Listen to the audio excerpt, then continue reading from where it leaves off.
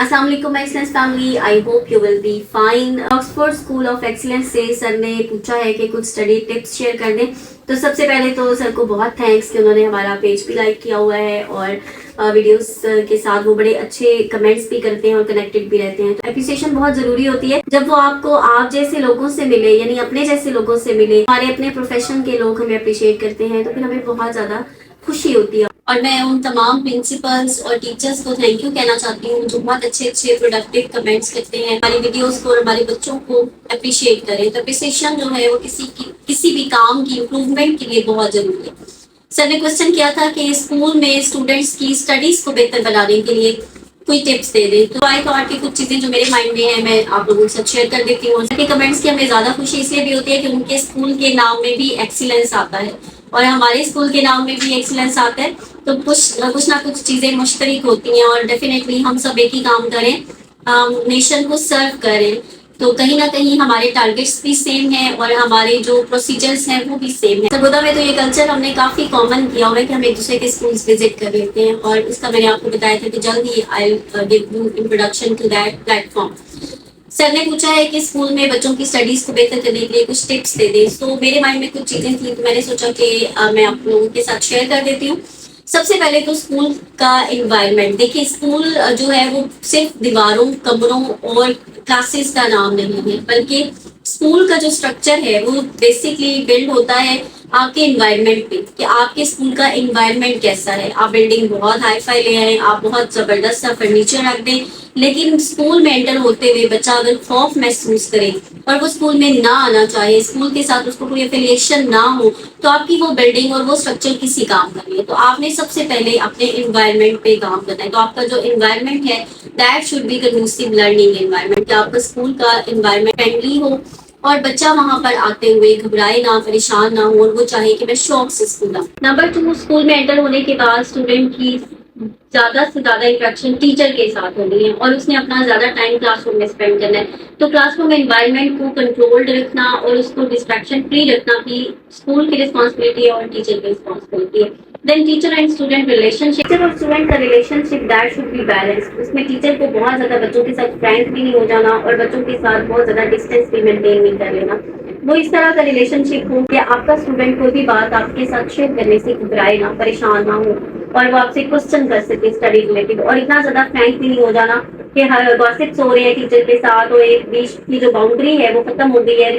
जब बाउंड्री खत्म होती है, फ्रैंकनेस इंक्रीज होती है, तो रिस्पेक्ट एलिमेंट बीच में से निकल जाता है। तो that respect element should be maintain. Her teacher के पास अपने स्टूडेंट की एक लिस्ट मेंटेन होनी चाहिए जिसमें स्टूडेंट नेम, उसका मोबाइल नंबर, उसके बारे में बेसिक इंफॉर्मेशन जो भी नीडेड है, हर बच्चे की अच्छी क्वालिटी और वो क्वालिटी जिससे टीचर थोड़ा इरिटेट होता है या परेशान होता है और टीचर चाह रही है कि उस क्वालिटी को चेंज करें, तो उसको जरूर आपने राइट कर लेना है ताकि ऑन रिकॉर्ड आपके पास ये चीजें हों और टाइम टू टाइम आप इस पे काम करिए। एंड पे आपको आइडिया हो कि इस बच्चे में क्या चेंज आया है और कहाँ पर ये बच्चा खड़ा है। अनफॉर्चुनेटली हमारे पास क्लास में हर तरह के बच्चे मौजूद होते हैं, डिफरेंट किस्म के बच्चों को एट अ टाइम हम पढ़ा रहे होते हैं। अब उसमें सारे बच्चों पे सारी स्ट्रेटजीज अप्लाई नहीं होती। डिफरेंट टीचिंग मेथोडोलॉजीज का टीचर को बहुत अच्छे से पता होना चाहिए कि कब मैंने कौन सी टेक्निक अप्लाई करनी है, कब मैंने बच्चों को लेक्चर मेथड से पढ़ाना है, कब मैंने उन्हें रोल प्ले से पढ़ाना है, कब मैंने उन्हें जो है एक्टिविटी बेस्ड लर्निंग करवानी है। यानी जिस तरह के बच्चे हैं आपने उसी तरह की लर्निंग एक्टिविटीज और उसी तरह की लर्निंग मेथोडोलॉजी अडॉप्ट करनी है। अगर इस पे आपको कमांड हो जाए तो फिर क्लास के सारे बच्चे आपको बहुत जबरदस्त से रिजल्ट्स देंगे। फिर टीचर्स आती हैं, उनको ये लगता है कि हमारा काम जस्ट सिलेबस कवर करवा देना है और उसको हमने टाइम पे कवर करवाना है, एग्जाम्स लेने हैं और रिजल्ट शो करना है। ऐसा हरगिज नहीं। टीचर स्टडी करवाती रहती हैं और लर्निंग पर उनका फोकस नहीं होता। यही वजह है कि ईयर एंड पे बहुत से बच्चे वीक रह जाते हैं। तो study means it's a process of learning, कि जब आप स्टडी करवा रहे हैं तो आपने बच्चों को ये बताना है कि ये आप लर्निंग के लिए कर रहे हैं। उसमें आपके जब भी चैप्टर एंड हो उसके मिड में जब भी पॉसिबिलिटी हो तो बच्चों के क्विज और टेस्ट जरूर लें ताकि वो आपको टाइमली रिजल्ट्स दे सके और उनकी लर्निंग बेहतर हो सके। Learning has a vast meaning, कि लर्निंग का मकसद सिर्फ ये नहीं है कि आपने जो पढ़ लिया है उसको बस आपने याद कर लेना है या रट्टा लगा लेना है और एंड पे एग्जाम्स में मार्क्स ले लेने हैं। लर्निंग का जो असल मकसद है वो ये है कि जो करिकुलर की मॉरल वैल्यूज हैं आपने किस तरह से उन पे कमांड करनी है और उनको अपनी रियल लाइफ में किस तरह से इम्प्लीमेंट करना है। तो बेसिकली लर्निंग का मकसद यही है कि बच्चे सीखें वो तमाम मॉरल वैल्यूज जो कि हम उनको सिखाना चाह रहे हैं। उसके लिए टीचर रोल प्ले करवा सकते हैं, उसके लिए एक्टिविटी बेस्ड लर्निंग हो सकती है, यानी वो प्रोसेस जिससे बच्चे इंटरेस्टिंग वे में सीखे वो उस प्रोसेस को एडॉप्ट कर सकती हैं। उसके बाद आप देखिएगा कि उनकी लर्निंग जो है वो बहुत बेहतर हो जाएगी। Then the most important thing जिसका मैंने स्टार्ट में भी जिक्र किया, अप्रिसिएशन। अब टीचर्स का बहुत ध्यान पनिशमेंट की तरफ तो होता है कि हमने बच्चे ने काम नहीं किया उसको पनिश कर दे, बच्चा होमवर्क नहीं करके लाया उसको पनिश कर दे, बच्चा जो है उसने टेस्ट में अच्छे मार्क्स लिए उसको पनिश कर दे, बच्चे ने छुट्टी की उसको पनिश कर दे।